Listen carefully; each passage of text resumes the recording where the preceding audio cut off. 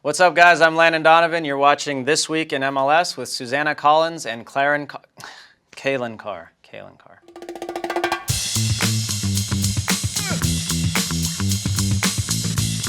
What's up, Claren? Yeah. Oh man, Landon Donovan is just burning every man. week. What's going on here? Is he burnt? He just does burnt. this every week.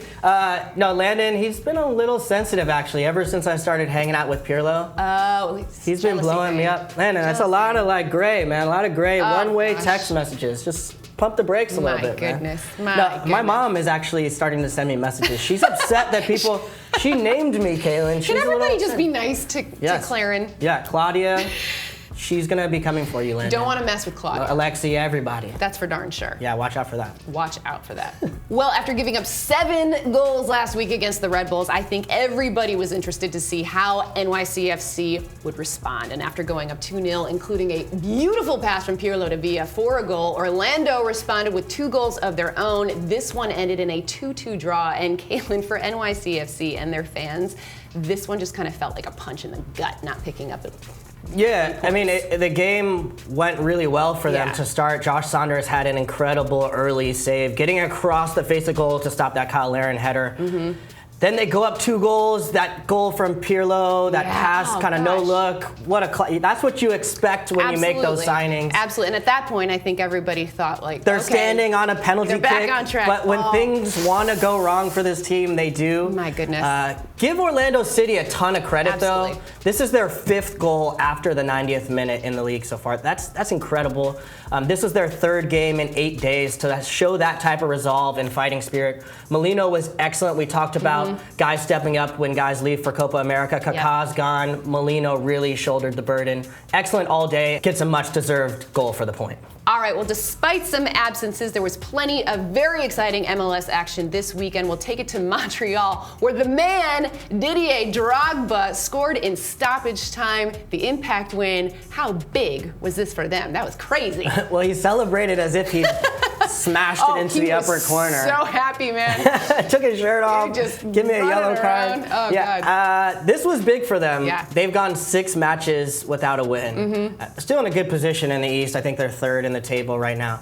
But they needed this, especially at home. This one had a bigger game feel to it, of course, with all the stars. Steven Gerrard, of course, he knows your favorite. But he did really well, I think, throughout the game. There was a lot of quality play. Piatti, to me, is still my favorite player to watch up there. I got a soft spot for Montreal. Speaking of, I feel this is a perfect segue and a shameless plug for your show that is going to be debuting very soon. The Coming Movement. out. First episode takes place in Montreal, talking about the soccer culture up there. I had such a great trip. It was so much fun. It sounded awesome. I can't wait to watch. The clip, guys. Check it out, MLSsoccer.com, The Movement, Calen Show. We had a pair of hat tricks this weekend, and first, I think it's safe to say that the Red Bulls like scoring goals, as Bradley Wright Phillips scores the fastest hat trick in MLS history, 3 goals in 27 minutes, as New York shut out Toronto. Then in Columbus, Ola Kamara of the Crew scored 3 goals of his own in a 4-3 victory over Real Salt Lake. Where's the hat trick alert? Where's the hat trick alert? We got the bicycle kick alert, no hat trick alert. I've been looking around all over for the button. I know. Actually, that's totally fine with me. Okay, so regarding these hat tricks, though, for you, Calen, which one was the more impressive one? BWP's.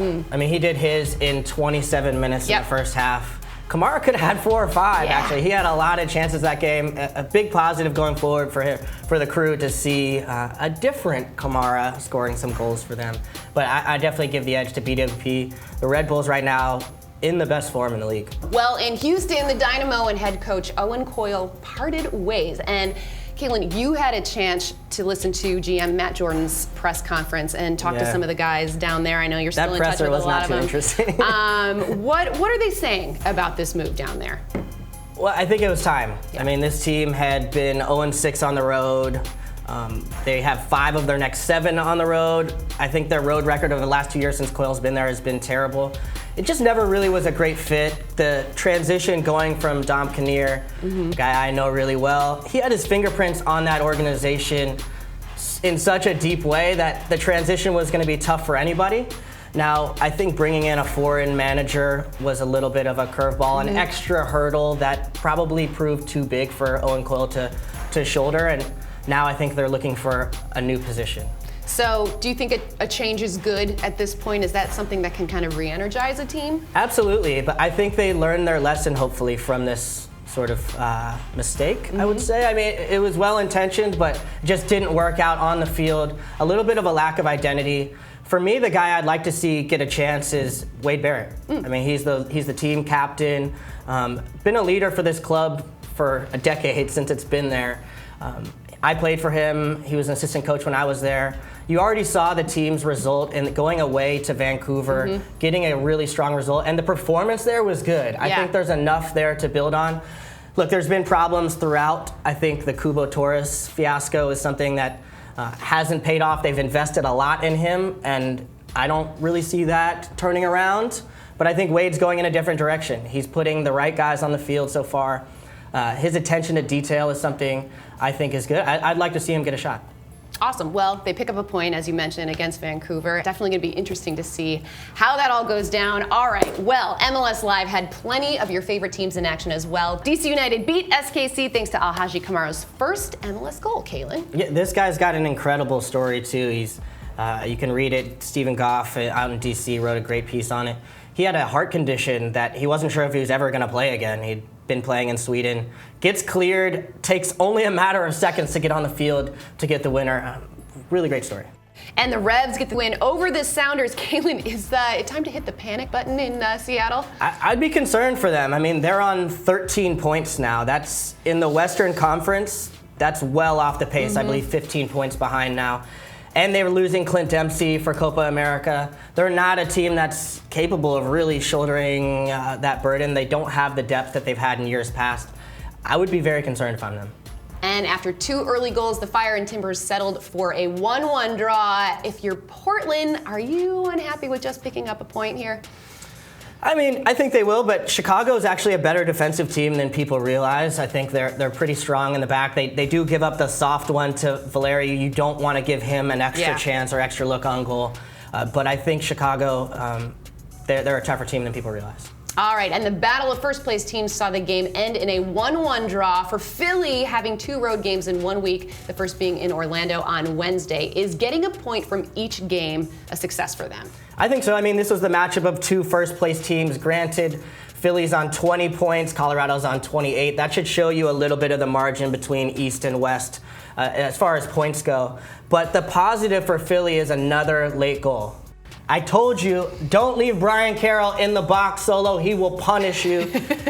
No, I think they had the Richie Marquez winner late last week. Now him again. For me, that's a sign, if I'm Jim Curtin, that this team mentally has the steel to really make a run. Well, as I mentioned at the beginning of the show, Copa America is upon us, but before MLS takes a 2-week break, we've got 3 games coming up on Wednesday, followed by 3 games on Thursday night, all of which you can watch on MLS Live. And Calen, we're heading out west. Yes. To your old stomping area. grounds.